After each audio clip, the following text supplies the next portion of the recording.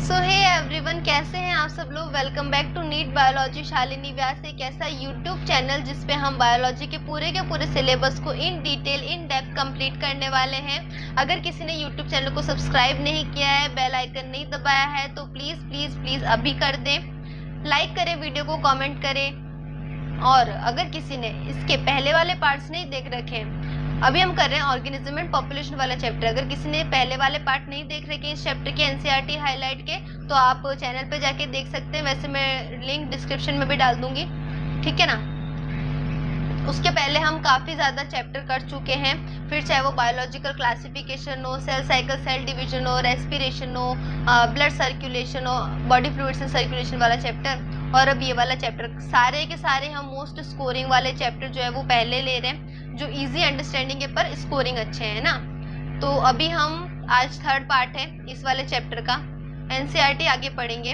अगर किसी को भी एनोटेटेड एनसीईआरटी चाहिए, जैसे टिक कर रखी ना एनसीईआरटी, अगर किसी को चाहिए तो उनको क्या करना पड़ेगा, टेलीग्राम चैनल को ज्वाइन करना पड़ेगा। टेलीग्राम चैनल क्या है, t.me/neetbiology शालिनी व्यास। लिंक आपको डिस्क्रिप्शन में मिल जाएगा, आपको डायरेक्ट क्लिक करना है और उस चैनल को ज्वाइन करना है, ठीक है। ट्रिक्स के लिए आप ज्वाइन करेंगे इंस्टाग्राम हैंडल को @svneetbiology, उसका लिंक भी आपको डिस्क्रिप्शन में मिल जाएगा, ठीक है। आज हम ये वाला चैप्टर आगे से कंटिन्यू करते हैं। अगर कोई बच्चा नया है तो वो पहले वाले चैप्टर जाके देख सकता है। और प्लीज़ जब वीडियो ख़त्म हो जाए, जब तुम पूरा देख लो, तब प्लीज़ बता के जाया करो कमेंट में कि तुम्हें और क्या क्या चाहिए, है ना।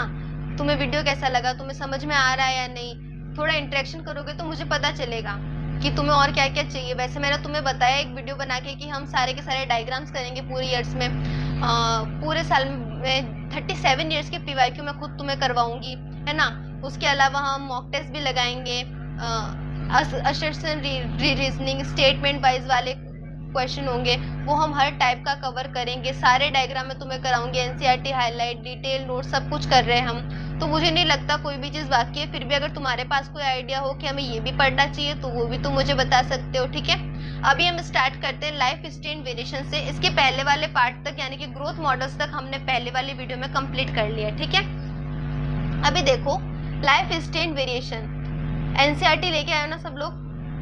Population evolve to maximize their reproductive fitness, मतलब क्या होता है, डार्विन ने कह दिया था कि अब पॉपुलेशन ग्रोथ तभी होगी जब ऑर्गेनिज्म के पास ये एबिलिटी होगी कि भाई मैं ज़्यादा सर्वाइव कर सकता हूँ। जो ज़्यादा सर्वाइव करेगा उसको परमिशन मिलेगी आगे जाके ग्रोथ करने की, आगे जाके रिप्रोड्यूस करने की। तो अब सब में लड़ाई हो गई कि हमें रिप्रोडक्टिव फिट होना है यानी कि हमें अपने आप की रिप्रोडक्टिव फिटनेस को मैक्सिमाइज करना है, तभी हमारी पॉपुलेशन बढ़ सकेगी, ठीक है। ब्रीड ओनली वंस, अब कुछ ऐसे ऑर्गेनिज्म थे, चाहे मैं प्लांट्स की बात करूं, चाहे मैं एनिमल्स की बात करूं, चाहे मैं ह्यूमंस की बात करूं, माइक्रोब्स की बात करूं, कुछ ऑर्गेनिज्म ऐसे होते हैं जो ब्रीड करते हैं लाइफ में सिर्फ एक बार। वो कौन से होते हैं, पैसिफिक सैल्मन फिश और बाम्बू, ठीक है। ये दोनों एग्जांपल एनसीईआरटी में दे रखे हैं, मैंने अच्छे से हाईलाइट किए हैं, आपको भी याद करने हैं। कुछ ऑर्गेनिज्म ऐसे होते हैं जो अपनी लाइफ में बहुत बार, एक ही लाइफ में बहुत बार ब्रीडिंग कर लेते हैं, जैसे कि मोस्ट ऑफ द बर्ड्स और मैमल होते हैं। कुछ ऑर्गेनिज्म ऐसे होते हैं जो ऑफस्प्रिंग पैदा करते हैं, साइज उन ऑफस्प्रिंग की छोटी होती है लेकिन बहुत सारे ऑफस्प्रिंग पैदा कर लेते हैं। जैसे कि अगर कोई भी मैं कैसा एग्जांपल दूं, कोई भी बर्ड है, अगर वो एग निकाल रही है तो बहुत सारे उसके चिक्स हो जाएंगे, है ना। तो क्योंकि साइज छोटी है, तो जब रिप्रोडक्शन होगा तो ऑफस्प्रिंग ज्यादा नंबर के बनेंगे। लेकिन वहीं अगर मैं बात करूं किसी बर्ड या मैमल की जिसके अंदर लार्ज साइज ऑफस्प्रिंग पैदा हो रहे हैं, ठीक है। अब लार्ज साइज ऑफस्प्रिंग बन रहे, इसका मतलब कम नंबर के बनेंगे। बताओ अगर कोई इंसान है, अगर वो रिप्रोड्यूस करे, अगर किसी इंसान का कोई बेबी होगा तो एक टाइम पे एक ही बेबी होगा या फिर ट्विंस हो सकते हैं। लेकिन तुम खुद सोचो ना, अगर क्योंकि ऑर्गेनिज्म की साइज बड़ी है तो नंबर कम है, और जहाँ पे नंबर कम है वहां पे साइज बढ़ जाए। मतलब अगर किसी की साइज बड़ी है तो नंबर कम है, अगर किसी की साइज छोटी है तो नंबर बढ़ जाएंगे। अब साइज छोटी और नंबर ज्यादा कहाँ देखते हैं हम, ऑयस्टर और पेलाजिक फिशेस में देखते हैं, ठीक है। ये वाला एग्जाम्पल हम सब ने देख लिए थे कि once only in their lifetime breed करने वाले कौन से होते हैं, हमारे पैसिफिक सैल्मन फिश और बैम्बू ट्री, ठीक है। Many times in a life breed करने वाले हैं मोस्टली बर्ड्स और मैमल्स। स्मॉल साइज वाले ऑफस्प्रिंग लेकिन लार्ज नंबर वाले होते हैं ऑयस्टर और पेलाजिक फिशेस एग्जाम्पल, ठीक है। स्मॉल नंबर लेकिन साइज लार्ज किसमें होती है, हमारे बर्ड्स में और मैमल्स के केस में, ठीक है। Evolution of life history trades in a different species is currently an important area of research being conducted by the ecologist as it is NCERT की लाइन है, स्टेटमेंट वाले क्वेश्चन में पूछ ली जाती है, समझ गए। पॉपुलेशन इंटरेक्शन देखते हैं, बहुत इंपॉर्टेंट और अच्छा टॉपिक है, मजा आएगा पढ़ने में। किसी भी स्पीसीज के लिए किसी भी जगह में रहने के लिए मिनिमम रिक्वायरमेंट होती है एक ऐसी स्पीशीज जिसे वो खा सके, ठीक है। अगर कोई भी ऑर्गेनिज्म कहीं पे रह रहा है तो उसे सबसे पहले खाना चाहिए। अब खाना मतलब दूसरी स्पीशीज जिसे वो खा सके। अगर कोई एनिमल है जैसे गाय है तो वो भी दूसरी स्पीशीज पे डिपेंडेंट, जैसे कि प्लांट वो भी दूसरी स्पीशीज है ना, तो हर एक ऑर्गेनिज्म को दूसरी स्पीशीज चाहिए जिसे वो खा सके। इवन अ प्लांट स्पीशीज जो अपना खाना खुद बनाती है वो भी अकेले नहीं रह सकती। क्यों नहीं रह सकती? क्योंकि उसे सॉइल चाहिए, माइक्रोब्स चाहिए अपना ऑर्गेनिक मैटर तोड़ने के लिए और फिर से इनऑर्गेनिक न्यूट्रिएंट बनाने के लिए, एब्जॉर्प्शन करने के लिए, है ना। वो भी अकेले सर्वाइव नहीं कर सकती। It is obvious that the nature animal plant and microbes do not and can not live in isolation. मतलब कोई भी ऑर्गेनिज्म आइसोलेशन यानी कि पूरा अपने आप को बंद करके अकेला नहीं रह सकता। कभी कभी उसे बाहर निकलना पड़ेगा, लोगों से बातें करनी पड़ेगी, दूसरे ऑर्गेनिज्म से इंटरेक्ट करना पड़ेगा अलग अलग वे के अंदर to form a biological community. अगर मैं किसी मिनिमल कम्युनिटी की भी बात करूं तो वहां भी बहुत सारे इंटरेक्टिव लिंकेज आपको मिल जाएंगे, भले ही सारे हमें दिखाई नहीं दे रहे हो फिर भी मिल जाएंगे, ठीक है। अलग अलग तरीके के इंटरेक्शन पढ़ते हैं हम, ठीक है। ध्यान रखो अगर कहीं प्लस लिखा है इसका मतलब पॉजिटिव बातें हैं, नेगेटिव लिखा है इसका मतलब कोई भी नेगेटिव बात चल रही है, ठीक है ना, नुकसान की बातें चल रही है। जीरो लिखा है मतलब न्यूट्रल है, ना फायदा हो रहा है ना कि नुकसान हो रहा है, ठीक है। आगे देखिए, इस वाली टेबल को सब लोग ध्यान से देखेंगे, तुम्हारे एनसीईआरटी में दे रखी है। दो स्पीशीज है मेरे पास जो एक दूसरे से एक पर्टिकुलर एरिया में इंटरेक्ट कर रही है। अगर दोनों स्पीशीज एक दूसरे के ऊपर डिपेंड हो या फिर एक दूसरे के साथ रह रहे हो, मैं कहूँ, ठीक है, तो दो स्पीशीज अगर एक दूसरे के साथ रह रही है, पहली वाली को भी फायदा हो रहा है, दूसरी वाली को भी फायदा हो रहा है, यानी कि इसको इससे फायदा हो रहा है, इसको इससे फायदा हो रहा है, तो उस केस को हम कहेंगे म्यूचुअलिज्म, कि दोनों को फायदा हो रहा है। क्या हो गया? इंटरेक्शन म्यूचुअलिज्म हो गया। इसके एग्जाम्पल क्या है? हमारे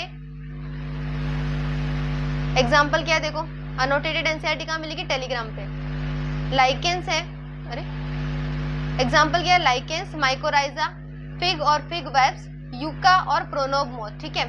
लाइकेंस क्या होते हैं? जब एक फंजी एल्गी के साथ सिम्बायोटिक एसोसिएशन शो करे, म्यूचुअलिज्म शो करे तो लाइकेंस हो जाता है। माइकोराइजा यानी कि फंजी डाइकॉट के रूट के साथ शो करे यही एसोसिएशन। फिग और फिग वाप्स, फिग क्या होता है? एक प्लांट होता है और फिग वाप्स एक ऐसा कीड़ा होता है, ठीक है ना। क्या होता है? ये फिग होता है, इसका फ्लावर होता है, इसकी ओवरी होती है और ओवरी के अंदर फिग वाप्स आएगा, अपने अंडे दे के जाएगा। तो इसको, इस वास्प को क्या फायदा हुआ? अंडे देने की जगह मिल गई, एग लेइंग की जगह मिल गई। और इस प्लांट को क्या फायदा हुआ? इस फिग को क्या फायदा हुआ कि जब ये यहाँ से उड़ के दूसरे वाले फिग प्लांट पे जाएगा तब पॉलन ग्रेन को ट्रांसफर कर देगा, तो पॉलिनेशन हो जाएगा, तो इससे दोनों को फायदा हो रहा है। समझ में आया इतना? यूका और मॉथ में भी यही होता है, एक जना अपने ऑफस्प्रिंग ले करने की जगह दे रहा है और दूसरा उसको पॉलिनेशन करके दे रहा है, तो दोनों में एक दूसरे को फायदा हो रहा है, म्यूचुअलिज्म हो रहा है। कंपटीशन एक ऐसा इंटरेक्शन होता है जहाँ पे दोनों को नुकसान हो रहा है, दो लोग साथ में रह रहे हैं, दोनों एक दूसरे के लिए खतरनाक है। जैसे कि बार्नेकल वाला एग्जांपल, एक एक्सपेरिमेंट हुआ था जो कि कंपटीशन पे बेस्ड है, ठीक है ना। इसको हम आगे डिटेल में पढ़ेंगे अभी एनसीईआरटी में। अभी देखो, प्रीडेशन और पैरासिटिज्म, इन दोनों में सेम चीजें होती है। क्या होती है? एक को फायदा हो रहा है और दूसरे वाले को नुकसान हो रहा है, यानी कि ये वाला जो है इस वाले की वजह से नुकसान में जा रहा है, ये वाला इस वाले को नुकसान दे रहा है, ठीक है। इसको फायदा हो गया और इसको नुकसान हो गया, ठीक है। अब देखो, अगर मैं बात कर रही हूँ प्रीडेटर की, तो एक ऑर्गेनिज्म अगर दूसरे ऑर्गेनिज्म को खा रहा है तो जो खा रहा है उसको फायदा, जिसको खा रहा है उसको नुकसान हो गया। पैरासिटिज्म की बात करूँ तो कोई ऑर्गेनिज्म अगर किसी और ऑर्गेनिज्म के ऊपर रहता है, उसका न्यूट्रिशन ले रहा है, अलग अलग तरीकों से, तो वो भी जो ऑर्गेनिज्म रह रहा है उसको क्या हो गया फायदा, जिस पे रह रहा है उसको क्या हो गया नुकसान। अब पैरासिटिज्म दो टाइप के होते हैं, एक होता है एक्टोपैरासाइट, एक होता है एंडोपैरासाइट। एक्टोपैरासाइट वो होते हैं जो किसी भी ऑर्गेनिज्म की बॉडी के अंदर रह रहे होते हैं। एंडोपैरासाइट वो होते हैं जो एक्टोपैरासाइट वो होते हैं जो बॉडी के सरफेस के ऊपर रह रहे होते हैं, ठीक है ना, और न्यूट्रिशन वगैरह ले लेते हैं। एंडोपैरासाइट वो होते हैं जो अंदर रह के सर्वाइव करेंगे, अंदर रह के अपना न्यूट्रिशन लेंगे, जैसे कि स्मॉल इंटेस्टाइन वगैरह के अंदर होते हैं, ठीक है। तो एक्टोपैरासाइट और एंडोपैरासाइट में से कौन से पैरासाइट ऐसे होते हैं जिनके अंदर ज्यादा एडेप्टेशन होती है किसी भी कॉम्प्लेक्स वाली सिचुएशन को सर्वाइव करने के लिए? क्या होगा इसका आंसर? एंडोपैरासाइट। क्यों? क्योंकि हमारी बॉडी के अंदर जो सिचुएशन होगी वो एनवायरमेंट की सिचुएशन से काफी ज्यादा कॉम्प्लेक्स होने वाली है ना, तो उसे वैसी एडेप्टेशन दी जाती है। कमेंसलिज्म कैसा इंटरेक्शन होता है कि एक को तो फायदा हो रहा है और दूसरे को फर्क ही नहीं पड़ रहा है, उसको ना नुकसान हो रहा है ना फायदा हो रहा है। जैसे कि वेल और बार्नेकल्स। अब एक वेल है समुद्र में, उसकी पीठ के ऊपर बार्नेकल्स उग गए। अब बार्नेकल्स क्योंकि वेल के ऊपर है तो उनको ग्रो करने की जगह मिली, तो बार्नेकल्स को क्या हो गया फायदा हो गया। लेकिन वेल इतनी बड़ी है उसको ना तो कोई फायदा हो रहा है ना ही कोई नुकसान हो रहा है, तो इस टाइप के इंटरेक्शन को क्या कह देंगे हम? कमेंसलिज्म कह देंगे। ओके, उसके बाद आता है अमेंसलिज्म। अमेंसलिज्म में क्या होता है? एक नेगेटिव होता है, दूसरा जीरो होता है, ठीक है ना। एक होता है नेगेटिव, दूसरा होता है जीरो। मतलब एक को तो नुकसान हो रहा है और दूसरे को कोई फर्क ही नहीं पड़ रहा है, ठीक है। आगे देखते हैं, एनसीईआरटी पढ़ते हैं। जब दोनों स्पीशीज को बेनिफिट हो रहा है तो उस केस को क्या कह देते हैं? म्यूचुअलिज्म कह देते हैं। जब दोनों को नुकसान हो रहा है, बोथ लूज कर रही है, तो कंपटीशन कह देते हैं। In both parasitism and predation, ये दो ही ऐसे हैं, पैरासिटिज्म और प्रीडेशन, जिसके अंदर एक स्पीशीज को तो फायदा हो रहा है जो कि पैरासाइट या प्रीडेटर होती है, और एक स्पीशीज को नुकसान होता है जो कि या तो होस्ट होगी या फिर प्रे होगी, ठीक है। इंटरेक्शन वेयर वन स्पीशीज, ऐसा इंटरेक्शन जहाँ पे एक को फायदा और दूसरे को कोई फर्क ही नहीं पड़ रहा, वो क्या होता है? कमेंसलिज्म। ऐसा इंटरेक्शन जहाँ पे एक को नुकसान हो रहा है, दूसरे को कोई फायदा ना फायदा हो रहा है ना नुकसान हो रहा है, कोई फर्क नहीं पड़ रहा, वो क्या होता है? अमेंसलिज्म होता है। प्रीडेशन को देखते हैं।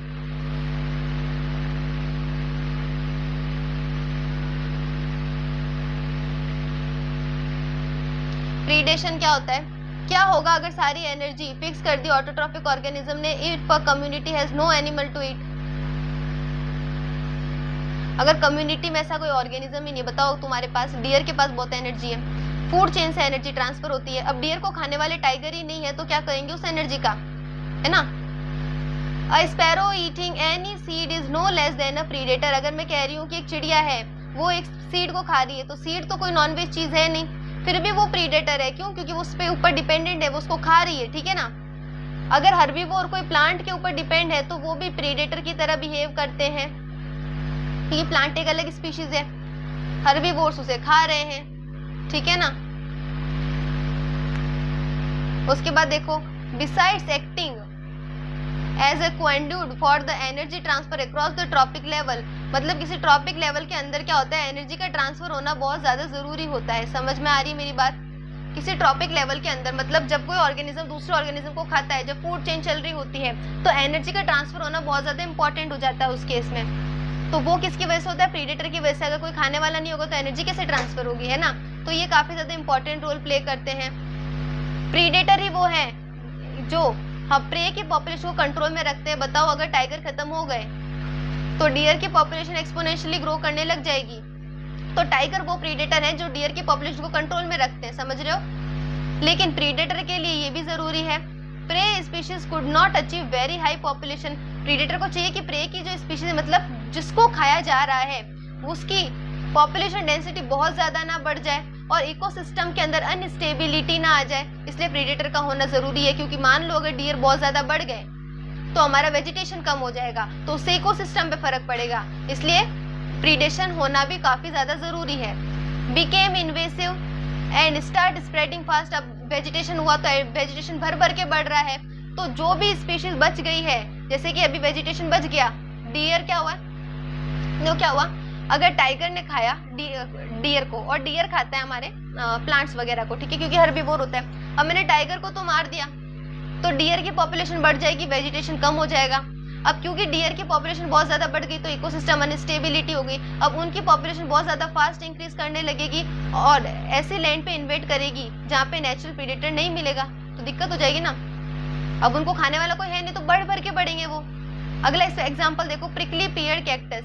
ये एक ऐसा कैक्टस है जिसे ऑस्ट्रेलिया के अंदर 1920 में इंट्रोड्यूस करवाया गया, लेके गए उसको, उसने हैवॉक कर दिया बाय स्प्रेडिंग रैपिडली, मतलब वहां जाने के बाद भर भर के रिप्रोडक्शन कर रहा है, बहुत ज्यादा फैल रहा है ये, ठीक है ना कैक्टस। और अपने मिलियंस ऑफ हेक्टर की लैंड के अंदर बहुत ज्यादा अपने नंबर बढ़ा लिए, पॉपुलेशन को बढ़ा लिया। फाइनली क्या हुआ, एक इन्वेसिव कैक्टस लेके आया, वैसा मतलब हमारा घरेलू कैक्टस लेके आए जो ऑस्ट्रेलिया के लिए बाहर से था।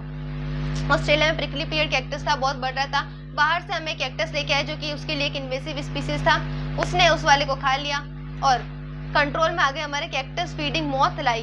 देखो मेरी बात ध्यान से सुनो, क्या कह रहा है ये, प्रिकली पियर्ड कैक्टस ऑस्ट्रेलिया में इंट्रोड्यूस करवाया, क्योंकि उसे बाहर से इंट्रोड्यूस कराया तो ऑस्ट्रेलिया के लिए प्रिकली पियर्ड कैक्टस क्या हो गया, एक इन्वेसिव स्पीशीज हो गया। देखो इन्वेसिव कैक्टस लिख रखा है यहाँ पे, ठीक है। अब क्योंकि इसकी पॉपुलेशन बहुत ज्यादा बढ़ रही थी तो उसकी पॉपुलेशन को लिमिट में करने के लिए क्या किया गया, कैक्टस फीडिंग प्रीडेटर लेके आए, जो कि क्या होता है, एक मॉथ होता है, उसको इंट्रोड्यूस करवाया ताकि उसकी पॉपुलेशन को कंट्रोल में कर सके, वो से खा लेगा। It's natural habitat was introduce into the country, ठीक है ना, उसको लेके गए उस कंट्री में। अब biological control method adopted in agriculture pest control method are based on the ability of the predator. भाई प्रीडेटर कितना खा सकता है, उसकी एबिलिटी कितनी है कंट्रोल करने की, उस पर हमारे बायोलॉजिकल मेथड जो है वो डिपेंडेंट होते हैं, ठीक है।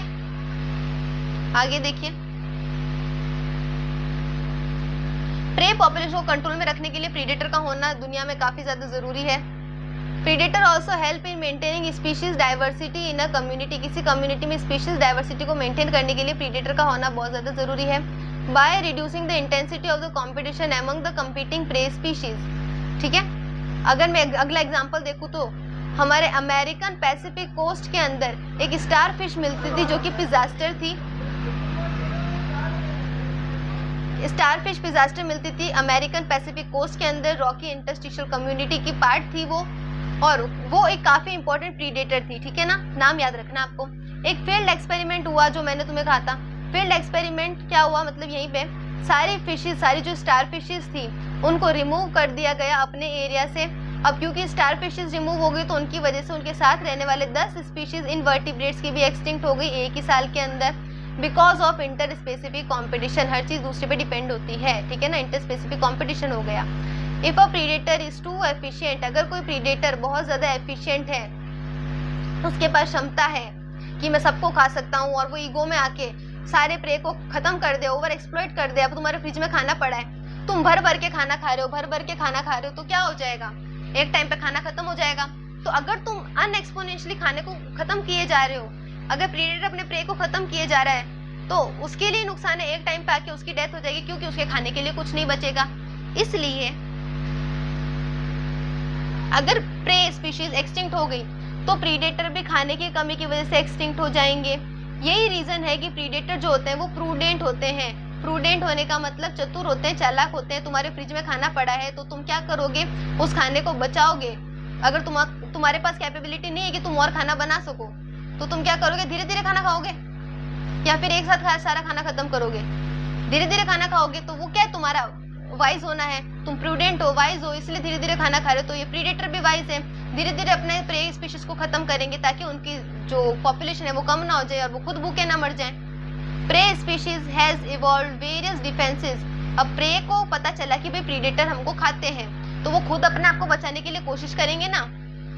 क्या कोशिश करेंगे, जैसे कि कुछ इंसेक्ट्स वगैरह थे, फ्रॉग वगैरह थे, उन्होंने क्या किया कि वो प्लेस शुरू कर दिया, अपना कलर जो है वो बैकग्राउंड से कॉन्ट्रास्ट में ले लेते थे ना, to avoid being detected easily, ताकि वो प्रीडेटर को दिखे ही ना, तो प्रीडेटर उन्हें खा ही ना सके।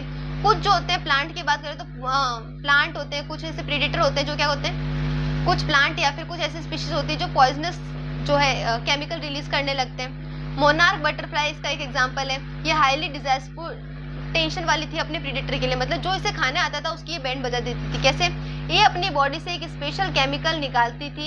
ये जो केमिकल था बटरफ्लाई का, वो उसकी कैटरपिलर स्टेज के टाइम बनता था, और जब भी ये किसी पॉइजनस वीड को यानी कि किसी जहरीली फसल को खाती थी, तब इसके अंदर ये जो केमिकल है वो स्टोर होता रहता था। अब कोई ऑर्गेनिज्म आके अगर उसको खाएगा तो वो ऑर्गेनिज्म मर जाएगा। समझ में आया? इससे वो अपनी प्रोटेक्शन करती थी। प्लांट्स की बात करें तो प्लांट के केस में, क्योंकि प्लांट भी एक स्पीशीज है एनसीईआरटी के अकॉर्डिंग, तो हर्बीवोर उसके प्रीडेटर हो गए। Nearly 25% of all insects has known to be phytophagous. लगभग 25% ऑफ जितने भी इंसेक्ट होते हैं वो फाइटोफेगस होते हैं। फाइटोफेगस यानी कि प्लांट के सैप को खाने वाले या फिर दूसरे प्लांट के पार्ट के ऊपर डिपेंड होने वाले ऑर्गेनिज्म। समझ गए? प्रॉब्लम क्या थी कि ये जो प्लांट थे वो एनिमल्स की तरह अपने बचाव के लिए इधर उधर भाग नहीं सकते थे, इसलिए उन्होंने क्या किया, एक मॉर्फोलॉजिकल और केमिकल डिफेंस अपने अंदर पैदा कर लिया ताकि वो हर्बीवोरस के खिलाफ उसे यूज कर सके, ताकि कोई खाने ना आए। जैसे कि कैक्टस और अकाशिया के पौधे में हमने पढ़ा था थ्रॉन्स होते हैं ताकि अपनी प्रोटेक्शन कर सके, ताकि ब्राउजिंग एनिमल जैसे कि काऊ बफेलो वगैरह है वो उन्हें खा ना सके। समझ रहे हो? मोस्ट कॉमन मॉर्फोलॉजिकल मीन था इनके डिफेंस का। बहुत सारे प्लांट जो होते हैं वो केमिकल भी निकालते हैं अपनी बॉडी से ताकि जब हर्बीवोर उन्हें खाए तब इनहिबिट फीडिंग और डाइजेशन, उनके पेट में पहुंचते क्या हो जाए, या तो उनका रिप्रोडक्शन वाला सिस्टम खराब हो जाए या फिर वो मर जाए। ठीक है? कैलोट्रोपिस नाम की एक वीड थी जो कि एबेंडेंट फील्ड में ग्रो कर रही थी। प्लांट प्रोड्यूस करते हैं highly poisonous cardiac glycosides, chemical का नाम है, याद रखना है, जिसकी वजह से हम देखते हैं कि कभी कोई भी कैटल या कोई भी गॉट वगैरह जो होती है वो इस पौधे को नहीं खाती है। क्यों? क्योंकि अपनी बॉडी से केमिकल निकाल रहे, जहर निकाल रहे, भाई कौन खाएगा, खाती मर जाएंगे, इसलिए ऐसे वो अपनी प्रोटेक्शन करते हैं। वाइड वेराइटी ऑफ केमिकल हमें इन से भी निकलते हैं, जैसे कि निकोटीन, कफीन, क्यूनिन, स्ट्राइचिन, ओपियम, ये सब कॉमर्शियल सेल के लिए भी इंपॉर्टेंट है। प्रोड्यूस बाय देम, ये सारे केमिकल जो होते हैं वो उनसे प्रोड्यूस होते हैं ताकि वो ग्रेजिंग एनिमल, ब्राउजिंग एनिमल जो होते हैं, है ना, प्लांट को खाने वाले हर्बीवोर, उनसे अपनी प्रोटेक्शन कर सके। ठीक है? आगे देखते हैं कंपटीशन। ठीक है ना? अब कंपटीशन कैसा इंटरेक्शन होता है जिसमें दोनों को नुकसान हो रहा है। ठीक है? अब कैसे होता है देखते हैं। एनसीईआरटी समझ में तो आया है ना सबको? ये देखो इधर, इंटर स्पेसिफिक कंपटीशन क्या होता है इसमें। Inter specific competition is a potent force in an organic evolution. It is generally believed the competition occur when closely related species. एक मिथ है, एनसीईआरटी कह रही है कि ऐसा माना जाता है कि जो कंपटीशन हो रहा है वो क्लोजली रिलेटेड स्पीशीज के अंदर होता है और वो स्पीशीज सेम रिसोर्स के लिए ही लड़ती हैं जो रिसोर्सेज लिमिटिंग होते हैं। लेकिन ये बात सही नहीं है पूरी तरह से, ये भी एनसीईआरटी कहती है। तो सही बात क्या है? पहली बात तो ये कि जरूरी नहीं है कि क्लोजली रिलेटेड स्पीशीज ही हमेशा कंपटीशन का पार्ट हो। अनरिलेटेड स्पीशीज भी एक दूसरे से compete कर सकती हैं और जरूरी नहीं, मतलब सेम रिसोर्स के लिए compete कर सकती हैं, और जरूरी नहीं है कि हर बार रिसोर्सेज सेम हो। ठीक है? रिसोर्सेज अलग अलग भी हो सकते हैं, जो यहाँ पे सेकंड वे में लिखा हुआ है। ठीक है? आगे पढ़ेंगे। For an instant in the some shallow south, मतलब एग्जांपल दे रखा है कि अगर मैं साउथ अमेरिकन लेक्स की बात करूं तो वहाँ पे कुछ फ्लेमिंगोस थे, वहाँ पे कुछ रेजिडेंट फिश थी, वहाँ की रहने वाली मछलियाँ थी। फ्लेमिंगो और वहाँ की रहने वाली मछलियाँ, मतलब मछलियाँ जो वहाँ पे रह रही थी, विजिटिंग फ्लेमिंगो यानी कि जो बाहर से आ रहे थे, वो कॉमन फूड यानी कि जू प्लैंक्टन के लिए एक दूसरे के साथ कंपटीशन रखते थे। अब स्पीशीज सेम थोड़ी ना है। दूसरी बात इसने कही कि रिसोर्सेज का लिमिटेड होना जरूरी नहीं है, अनलिमिटेड रिसोर्सेज के लिए भी लड़ाइयाँ हो जाती है। कैसे होती है? Feeding efficiency of one species might be reduce due to the, क्या होगा, को बहुत सारे, अगर रिसोर्सेज का लिमिटेड होना जरूरी नहीं है। अगर किसी एक चीज को खाने वाले हैं और दो ऑर्गेनिज्म है खाने वाले, एक फटाफट खाना खाने वाला है, एक काफी धीरे धीरे खाना खाने वाला है, तो ऑब्वियसली जो फटाफट खाने वाला है वो खाना खा लेगा, वो जिंदा रह जाएगा। तो जो धीरे धीरे खाने वाला है उसके पास खाना बचेगा ही नहीं, तो वो नहीं रह पाएगा कंपैरेटिवली उतना जिंदा। बस यही बात है। ठीक है ना? इवन इफ द रिसोर्सेज जैसे कि फूड और स्पीशीज अबंडेंट में मिल जाएं, therefore competition is the best defined as the process जिसमें एक स्पीशीज की फिटनेस होती है, जिसे हम आर की टर्म्स यानी कि intrinsic rate of natural increase की टर्म में देखते हैं। जो डार्विन ने फिटनेस बताई थी वो फिटनेस की बात करते हैं। तो जो स्पीशीज फिट होगी वो दूसरी वाली स्पीशीज को सरवाइव नहीं करने देगी, यही कंपटीशन होता है। गॉस भाई साहब क्या कहते हैं कि जब रिसोर्सेज लिमिटेड होते हैं, कॉम्पिटिटिवली सुपे, मतलब अगर दो स्पीशीज हैं रिसोर्सेज लिमिटेड हैं तो जो सुपेरियर स्पीशीज होगी वो एलिमिनेट कर देगी दूसरी वाली स्पीशीज को जो कि इंफीरियर होगी, ठीक है ना। जो शक्तिशाली है वो कमजोर वाली की बैंड बजा देगा, समझ गए तुम, वो उसको एक्सटेंड करवा देगा। लेकिन ऐसे कॉम्पिटिटिव एक्सक्लूजन हमेशा कंक्लूसिव वो जरूरी नहीं है। कैसे जरूरी नहीं है, यहाँ पे एग्जांपल दे रखा है एम्बिंगडन टॉर्टोइज और गैलापेगोस आइलैंड। गैलापेगोस आइलैंड एक जगह है जहाँ पे आपको एम्बिंगडन टॉर्टोइज दिख रहे थे, ठीक है ना। वहाँ पे एम्बिंगडन टॉर्टोइज मस्त रहते थे, खाना पानी करते थे अपना। अब मैंने क्या किया, गॉट ली, ठीक है ना, ब्राउजिंग गॉट होती है बकरियां को ली और उस जगह पे इंट्रोड्यूस करवा दिया। अब क्योंकि गॉड के पास कैपेबिलिटी थी फटाफट खाना खाने की, वो भी वही खाना खाती थी जो एम्बिंगडन टॉर्टोइज खाते थे, तो अब गॉड की कैपेसिटी फास्ट ब्राउजिंग करने की भारी पड़ गई हमारे एम्बिंगडन टॉर्टोइज पे। गॉड जिंदा रह गई और ये बेचारे मर गए, धीरे धीरे कम हो गए। Another evidence for the occurrence in the competition in nature comes from what is called competitive release कहते हैं। क्या होता है अभी देखते हैं। एक species who is distributed in a restricted small geographical area because of the presence of the competitively superior species is found to expand its distributional range dramatically when the competitively species is experimentally removed। क्या हुआ, दो species एक area में रह रही थी, ये कह रहा है। अब दोनों एक दूसरे के लिए किसी एक चीज के लिए लड़ रही थी, लेकिन अब मैंने एक स्पीशीज को पूरा खत्म ही कर दिया, तो जो दूसरी स्पीशीज होगी वो उसके पास आराम से सब कुछ है, अब वो आराम से रहेंगी, तो अब आराम से अपनी पॉपुलेशन बढ़ाएंगी। वो बात यहाँ पे लिख रखी है। कॉर्नेल एलिगेंटफील्ड एक्सपेरिमेंट हमने किया था, ठीक है ना। कॉर्नेल एलिगेंटफील्ड एक्सपेरिमेंट क्या होता है, इस एक्सपेरिमेंट में स्कॉटलैंड के रॉकी सी कोस्ट में ये एक्सपेरिमेंट हुआ। दो बार्निकल्स लेके आए, एक लार्जर वाला जिसका नाम बेलेनस था, एक छोटा वाला जिसका नाम कैथामेलिस था। दोनों एक साथ एक एरिया में रह रहे थे, कंपटीशन चल रहा था। बेलेनस बड़ा था, सरवाइव कर गया, कैटामेलिस छोटा था, नहीं सरवाइव कर पाया। जनरल में बात करें तो जो हर्बीवोर होते हैं, प्लांट होते हैं, वो मोर एडवर्सली अफेक्ट होते हैं कंपटीशन से एज कम्पेयर टू कार्निवोर। ऐसा क्यों, क्योंकि कंपटीशन में जो प्लांट है, जो हर्बीवोर है, वो भाग नहीं पाते। प्लांट भाग सकते हैं नहीं, लेकिन जो कार्निवोर वगैरह होते हैं वो तो सामने से लड़ सकते हैं, वो फिर से खा सकते हैं। देखो प्लांट भाग नहीं सकते, एनिमल्स भाग सकते हैं, इसलिए प्लांट ज्यादा अफेक्ट होते हैं। हर्बीवोर कार्निवोर्स में से कार्निवोर जो होते हैं फिर से अटैक कर सकते हैं, फिर से ऑर्गेनिज्म को खाने की कोशिश कर सकते हैं, लेकिन हर्बीवोर तो वेजिटेरियन होते हैं, वो कैसे खाएंगे ना, तो वो ज्यादा अफेक्ट हो जाते हैं। गॉस का एक्सक्लूसिव कंपटीशन प्रिंसिपल है, गॉस कॉम्पिटिटिव एक्सक्लूजन प्रिंसिपल। हुआ क्या इसके अंदर, देखो ध्यान से, दो क्लोजली रिलेटेड स्पीशीज थी हमारी, ठीक है।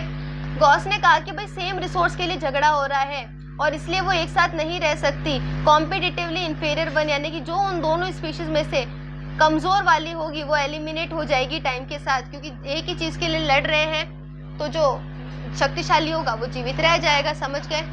आगे देखो, ये ट्रू कब होगा, जब रिसोर्सेज लिमिटेड होंगे, लेकिन अगर अनलिमिटेड रिसोर्स हुए तो ट्रू नहीं होगा, ऐसी बात कह रखी है यहाँ पे। मोर रिसेंट स्टडीज ने बताया कि ऐसा कुछ भी नहीं होता है कंपटीशन में। While they do not such rule occurrence in the interspecific competition, ये कह रहा है ऐसे कोई भी रूल नहीं होते हैं। रिसोर्सिंग पार्टनरशिप भी तो कर सकते हैं हम इस प्रॉब्लम के सॉल्यूशन के लिए। यानी कि मान लो एक घर है, घर में दो बहू रह रही है, ठीक है ना। अब दोनों के बीच में लड़ाई होती है रोज, क्योंकि रिसोर्सेज लिमिटेड है, ठीक है ना। अब अगर लड़ाई हो रही है तो क्या करेंगे उस लड़ाई को सॉल्व करने के लिए, दोनों में पार्टीशन कर दिया, आधे आधे रिसोर्सेज दोनों में बांट दिए, अब दोनों खुश रहेंगी, ठीक है ना। तो अब कंपैरेटिवली पहले के कंपैरिजन में कंपटीशन कम हो जाएगा इससे। डिफरेंट टाइम पे feeding and different foraging pattern भी दिखेंगे उन दोनों स्पीशीज में।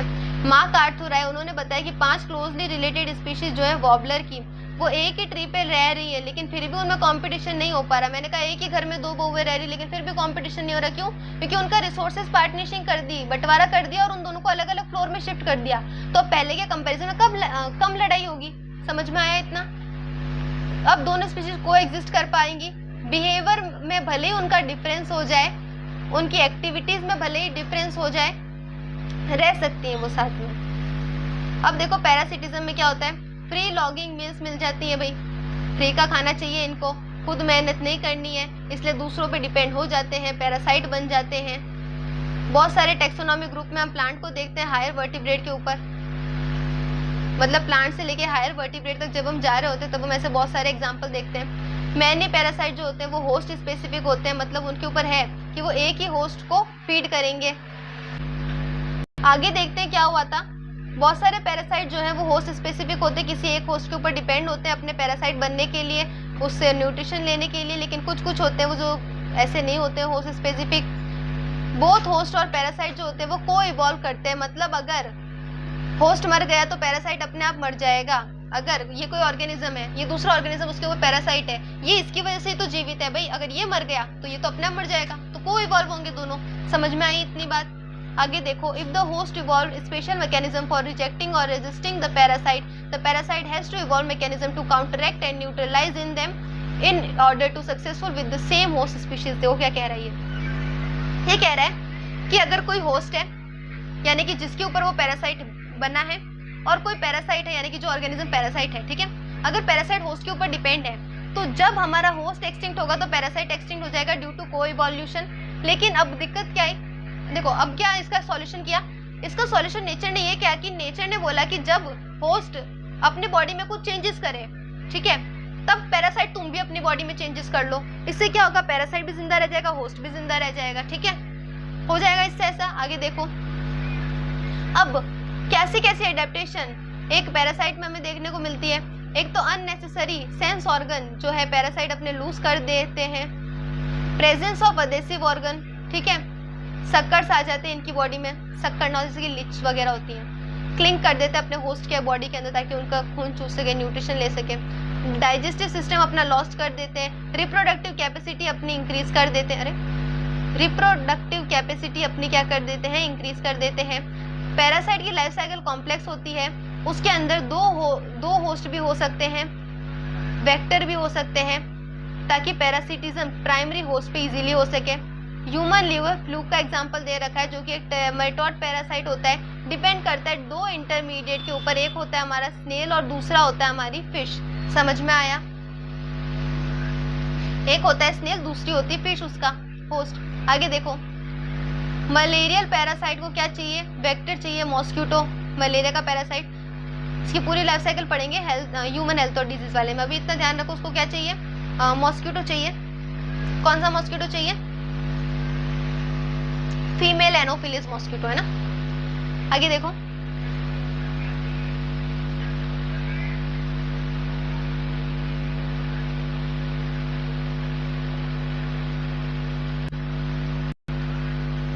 स्प्रेड कर जाते हैं अदर होस्ट में।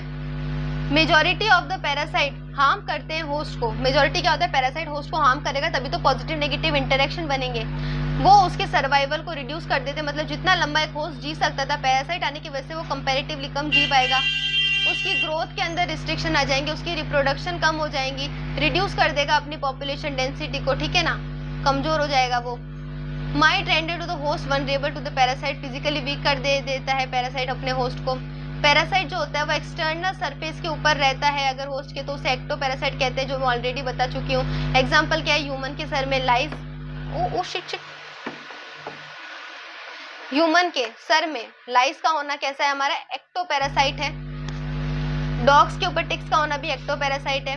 बहुत सारी मरीन फिशेज जो होती है इन्फेस्टेड होती है विद एक्टो पैरासाइट कोपेपोड्स, ये भी एग्जाम्पल है। कसकटा की बात करूँ तो एक प्लांट पैरासाइट होता है, कॉमनली फाउंड होता है, हमें हेज प्लांट्स में मिलता है, ठीक है ना। ये अपना क्लोरोफिल जो है उसको लूज कर देता है, और लीव्स के अंदर जो भी क्लोरोफिल वगैरह होता है सबको क्लोरोफिल और लीव्स को लूज कर देता है। ये इसका एक एडेप्टेशन है पैरासाइट बनने के लिए। ये अपना न्यूट्रिशन होस्ट वाले प्लांट से ले लेता है जिसके ऊपर ये पैरासाइट की तरह बिहेव करता है। फीमेल मॉस्किटो, उसको हम पैरासाइट नहीं कहते हैं। क्यों नहीं कहते हैं? क्योंकि जो फीमेल मॉस्किटो होती है वो अपने रिप्रोडक्शन के लिए ब्लड का यूज कर रही है, अपने बच्चे के बढ़ने के लिए न्यूट्रिशन ले रही है, ना कि अपने लिए ले रही है, तो उसे हम पैरासाइट नहीं कहेंगे।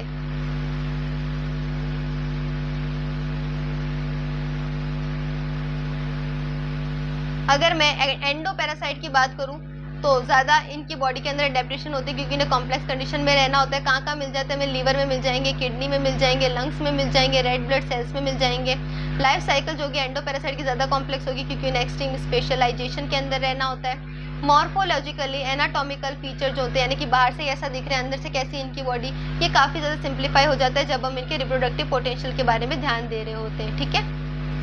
सब कुछ तो लूज कर देता है, डाइजेस्टिव सिस्टम वगैरह। ब्रूड पैरासिटिज्म क्या होता है? एक बर्ड के अंदर हम देखते हैं brood parasitism. Example of the parasitism in which the parasitic bird lay its egg in the nest of this host. एक पैरासिटिक बर्ड होती है, वो अपने अंडे अपने होस्ट के नेस्ट में जाके रख देगी। अब होस्ट को लगेगा कि ठीक है ये तो मेरे अंडे हैं, देख के उसे ये लगेगा, तो वो उसकी प्रोटेक्शन करेगा। नहीं करेगी अगर वो ऐसा, तो क्या करेगा, होस्ट उसे मार देगा, खा जाएगा। इसलिए वो प्रोटेक्शन के लिए ऐसा करती है। During the course of the evolution, यानी कि जब इवोल्यूशन हो रहा होता है, एग ऑफ द पैरासाइट दोनों इवॉल्व हो जाते हैं, रिसेंबल कर लेते हैं होस्ट के एग को, मतलब बिल्कुल होस्ट का एग कैसा होता है वैसे ही वो पैरासाइट अपने अंडे भी सेम कर लेता है।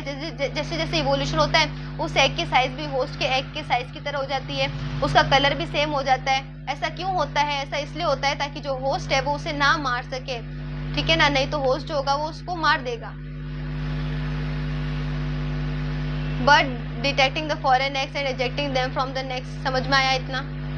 अगर मैं कुकू कोयल की बात करूं और क्रो की बात करूं, ठीक है, तो हमें पता है इनमें भी हमें सेम टाइप का देखने को मिलता है। वो भी अपने जो होस्ट होता है उसके नेस्ट के अंदर जो है एग ले कर देती है for protection of their offspring.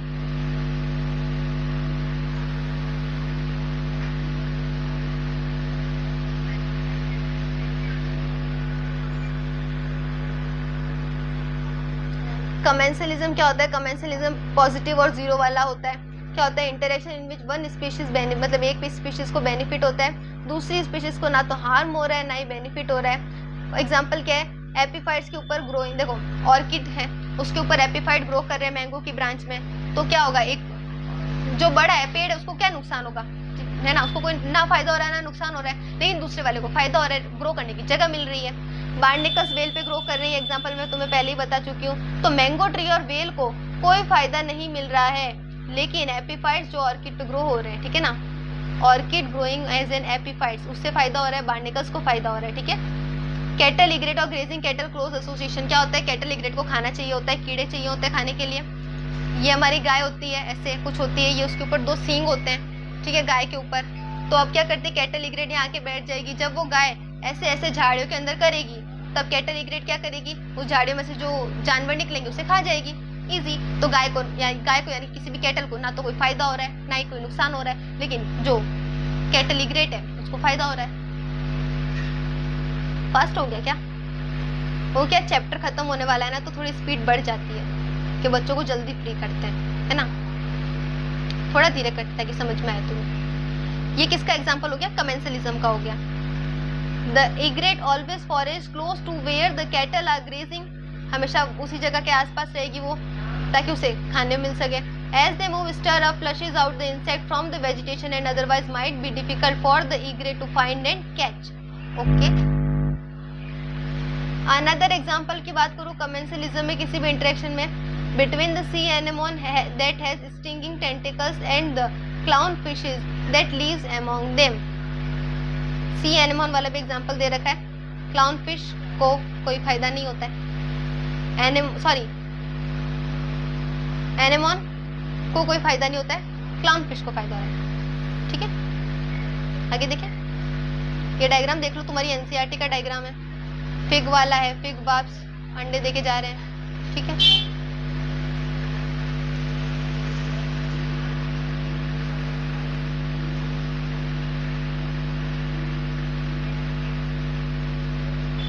Mutualism की बात करते हैं, क्या होता है, कैसा इंटरेक्शन होता है जहाँ पे दोनों को फायदा हो रहा है। लाइकेंस मैंने बता दिया तुम्हें, अब तुम्हें नहीं लग रहा तुम्हारा सिर्फ और सिर्फ रिवीजन हो रहा है, सब पढ़ाया है मैंने, ठीक है ना। कमेंट करना कोई नहीं बोलेगा कि अच्छा पढ़ाया है, और अगर कोई चीज तुम्हें समझ में नहीं आ रही है तो बता देना कि इसको ऐसे भी समझा सकते हो, या फिर आप मुझे ये बता दो, या फिर मुझे सिलेबस में ये भी चीज पढ़नी है, ठीक है ना। कमेंट क्या करो।